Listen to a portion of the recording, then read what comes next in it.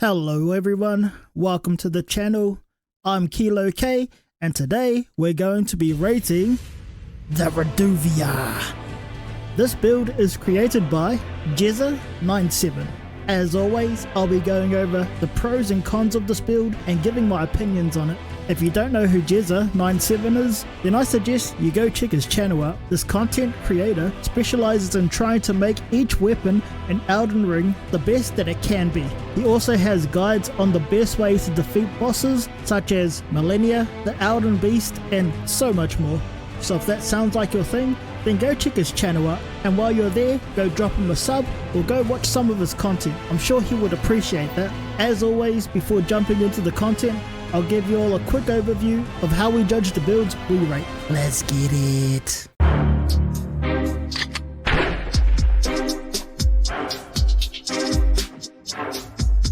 We rate the builds on three things: drip, how fresh does the build look, PvE, how much damage this build can produce, and how well does it work against enemies and bosses in the game. And then PvP, how well does this build work against other players. Each section gets a score from 1 to 10 and the build gets an overall score of 30. Before we get into the content, I just want to say that I don't have any agenda or ill intent on any creator's builds I rate. I thought this was a really fun idea to bring to life, and I have the utmost respect for all creators on this platform grinding it out every day to create content for us to enjoy. I'm currently at 81 subs and I have a goal to get to 100 subs by the end of the year, so I'd really appreciate it if you sub to the channel to make this little milestone come true. Thank you. Alright, that's enough for this part, let's get into the content. At first glance, this build in my opinion looks dope.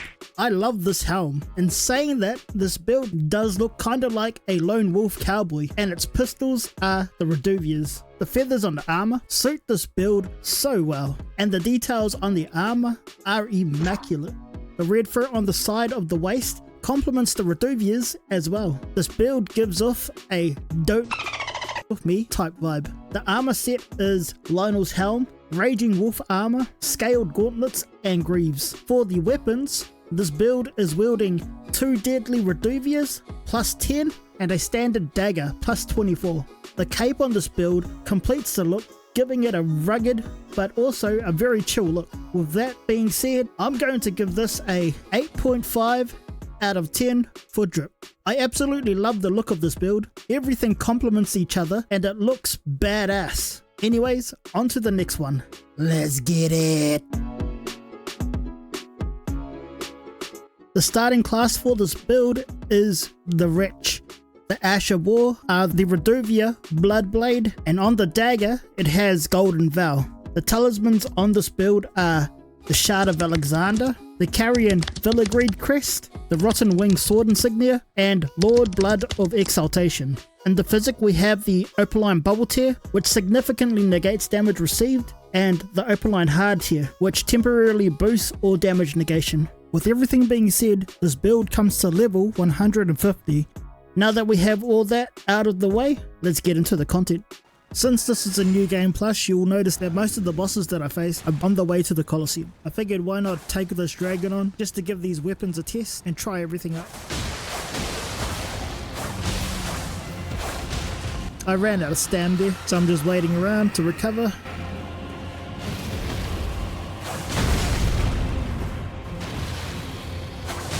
The Ash of War on this is OP in my opinion.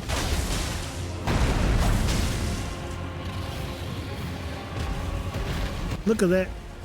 GG's. Sheesh, look at the damage. That's honestly insane.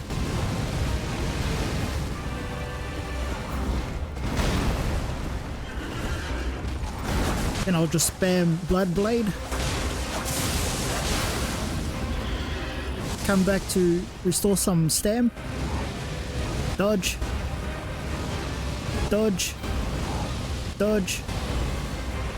Again, boom. Wasn't too sure what he was gonna do there. And there we go, GG's. So we're on Margit. And look at that, that just obliterates their health. Wow. Thou art of passing skill. Warrior blood must truly run in thy veins. I get hit. Dodge. Jump attack. L1, L1, L1. I basically just made it to the Colosseum. These guys are actual tough opponents, so why not?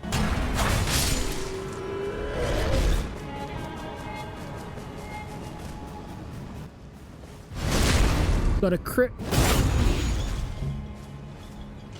Bloodblade, Bloodblade, Bloodblade. GG's.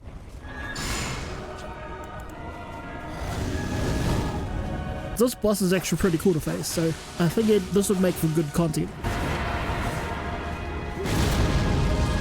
Spam, spam, spam, spam.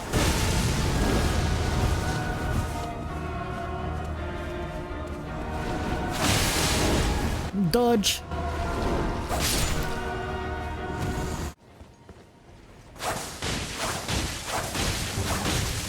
That damage is so insane.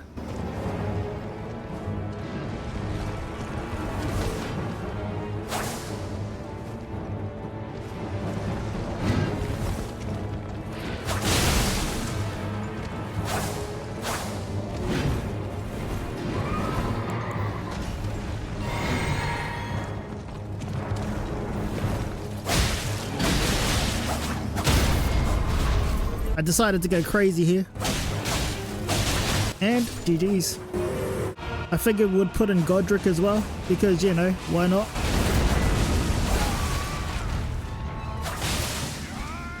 I cut this part here because he just chops off his hand, you know. And we'll come over to this part. I thought I'd show him doing more power stance stuff because, you know, I wanted to show off just a bit more what this build could do. And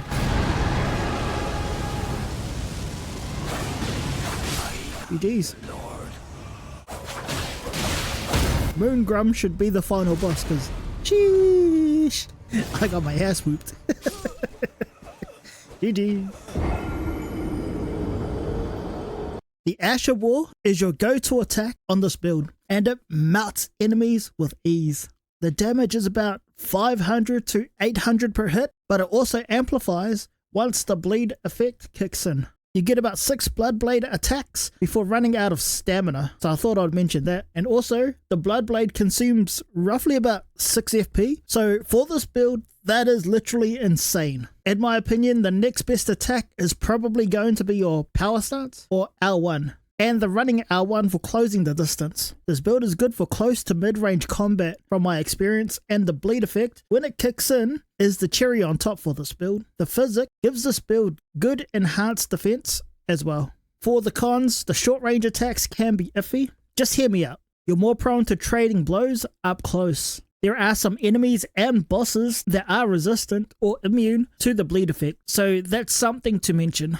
There are not many cons for this build in my experience, so with that being said, I'm actually going to give this a 7.5 out of 10. It's a really good build, and it gets high damage output from the Asher Ball. Anyways, on to the next part.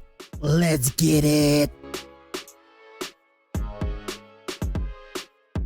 Just so we're clear, this build was made more for PvE than it is for PvP. With that being said, let's get into the PvP content. Get 3 coffins ready. I'm not too sure what to expect with this because I've never gone against the Pyromancer build.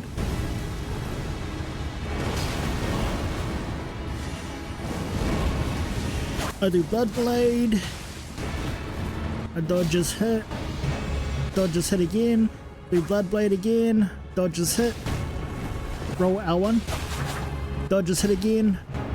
Bloodblade. Dodge his hit. I try to roll catch. We trade. I do Bloodblade.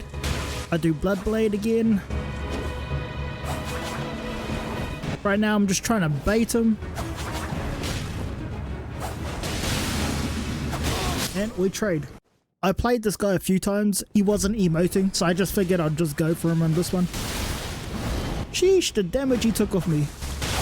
Time to spam it out. And GG's. This guy did not emote, so I just buffed myself. Bloodblade.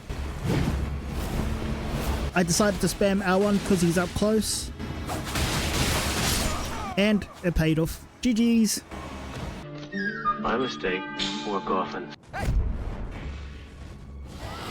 So this guy does the Scarlet Rock Breath. I wasn't too sure how to get out of it, so I just did Bloodblade and it worked. Why not keep spamming it? Come on, come on. Let's go.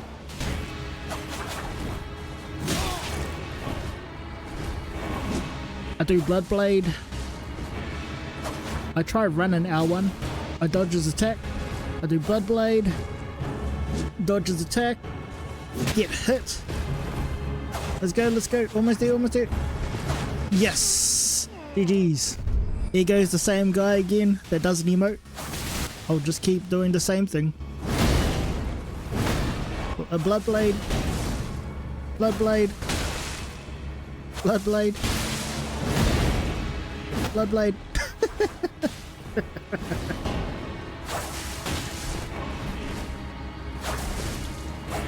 And GG's.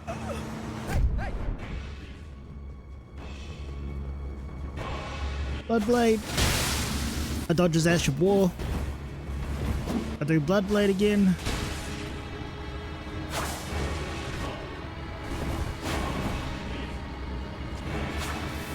I get hit, damn. Since I'm up close, I spam R1 and GG's.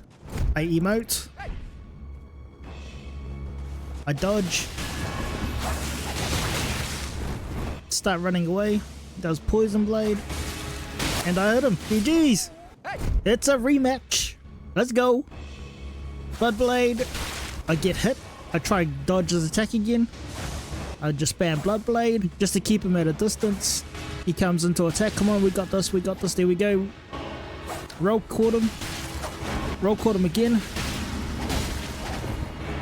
Bloodblade. I thought I could finish him off. I guess not.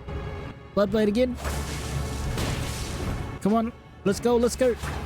GG's. Sorry about the latency with the games. And now for all the losses. And as always, don't get me wrong, every time we play a build, we always get the losses.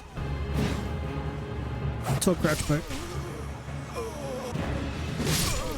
And the same guy. Off to the outro. You have to play patient and wait for openings. Timing was a big thing, so you can go on the counter and a little bit of prediction to make this build work in PvP. Also spacing is key, but I guess that's also a fundamental that you must learn. Running R1 and running R2 are going to be useful attacks on this build. The bleed effect, if it procs, is the icing on the cake for this build. The poise on this was actually alright. The damage on this was pretty good as well. Now for the cons. The biggest con to this build is its range. Generally I would attack and it would hit him, but the daggers don't. I think that is a pretty obvious con, in my opinion. Another thing was if you're up close, you don't want to go attack for attack. You want to try get in and then try get out as quick as possible. Apart from that, once I got used to the build, it actually was fun. And saying that, I'm going to give this build a 6.5 out of 10 for PvP. If this build had range on it, it would easily become a 7 to a 7.5. But because there is no range, well honestly, this could probably be a 5.5 to a 6. But I would give it a 6.5 because it does have redeeming factors. So yeah. Anyways, on to the next one. So Bloodblade is going to be a go-to attack on this build for PvE and for PvP. The next attack is going to be the R1 for your up-close battles, and also the running R1 is going to be the attack that will get you in close. This build's potential for damage is incredible in my opinion. It definitely can melt everything in its path. The poise on this build is actually pretty good, coming in at 61 poise, and also I absolutely love the look of this build still. I think it looks fire. Now for the cons. The biggest con to this build will always be its range. I mean, the Bloodblade is good for PvE, but when it comes to PvP, it's a bit of a different story, as you can tell from watching this video. Another con is when the opponent is up close, but when you attack, you miss, because they're just not close enough. Apart from that, this build is still solid, so we're going to go to the scoring board to add everything up to get the overall score. For Drip, I gave this a 8.5 out of 10. For PvE, I gave this a 7.5 out of 10. And for PvP, I am giving this a 6.5 out of 10. So altogether, that comes to a total of 22.5 out of 30. So would I play this again for PvE? Yeah, I definitely would. This build is great for PvE. And would I play this again for PvP? Probably not, to be honest. I found it really hard to land my hits on the opponents in PvP. It's not a horrible build, and it is kind of my style, it's just there was no range to it, and this is the biggest reason why I wouldn't play it in PvP. But in saying that, this could be a build that you may like. Anyways, I hope you've enjoyed the content. Give the channel a like and subscribe if you'd like to see more content like this. And if you disagree or agree with anything, then let me know in the comment section. Anyways, everyone, have a blessed day or night, and I'll catch you in the next one. Bye!